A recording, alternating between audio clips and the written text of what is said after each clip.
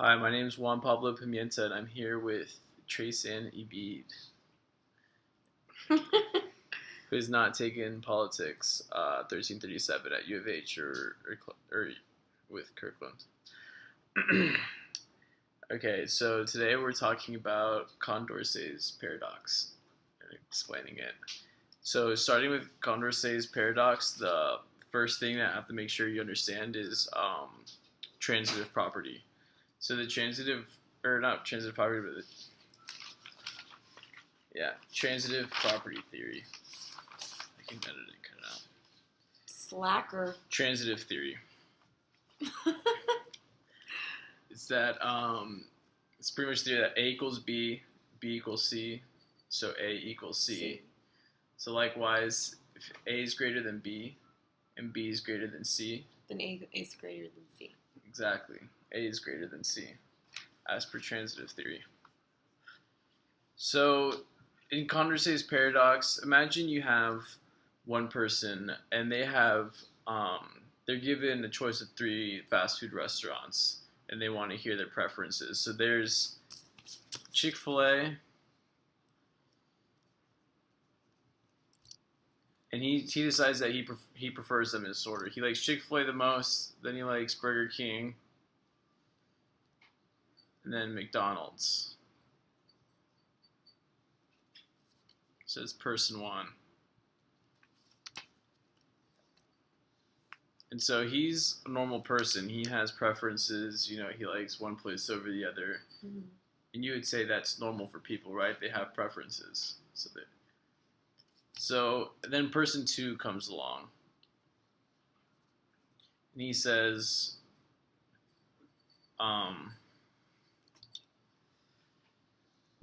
whoa, I like Burger King the best. Then I like McDonald's. And then Chick-fil-A.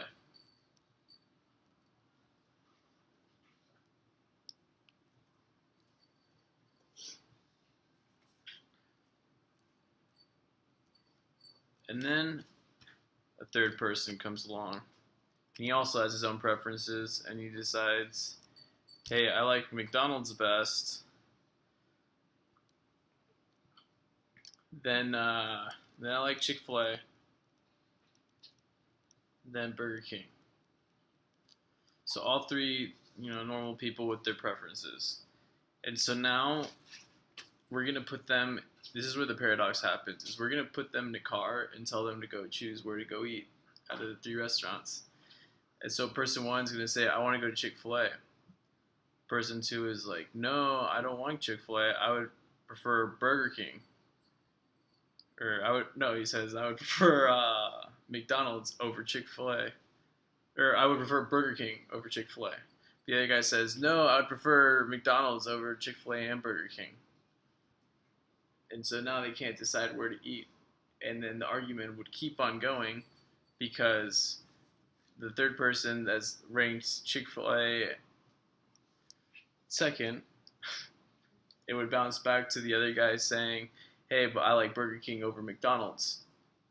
So they don't agree. And it would be a circle. And it would keep on going, as you see here.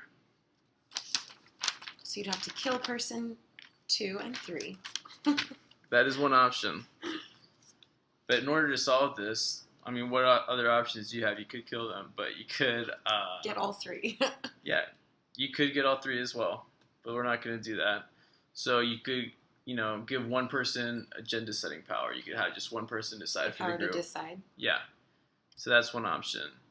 Another option is you could eliminate people's voting rights. So also giving the power to choose someone, but eliminating the people's voting rights. Another option is just make it a dictatorship. Same thing, just one person chooses. And so the paradox in this situation is found that all 3 are sensible people in their own preferences. So they all, it's normal, they prefer one thing over the other. But then once you put all 3 of them together to decide one thing, they can't decide, and it's chaos. And so the way this relates back to politics is the idea that people are going to have their preferences in policy. They're going to prefer this thing over that thing. And they're going to, a lot of the times identify themselves in the same party. But when it comes to setting down their preferences, it's all, they might be the same party affiliation, but they have different preferences. And it'll, be very difficult for them to decide on things, and they won't be able to come to agreements. And so that is Condorcet's paradox. Make sure I got everything.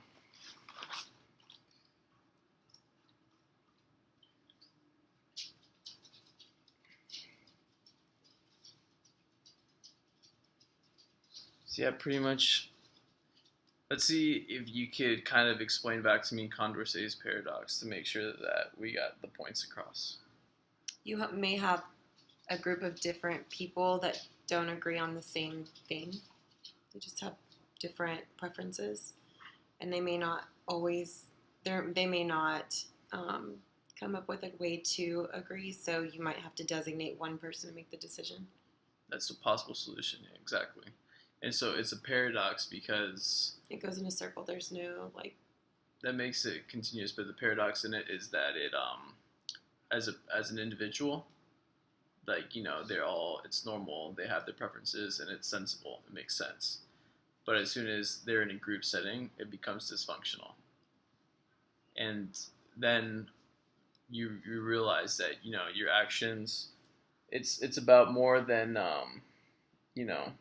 it's more than just the parts. It's about everybody in total's behavior. It's not each individual. Okay. Just like in politics. Yeah, good job. Thank you.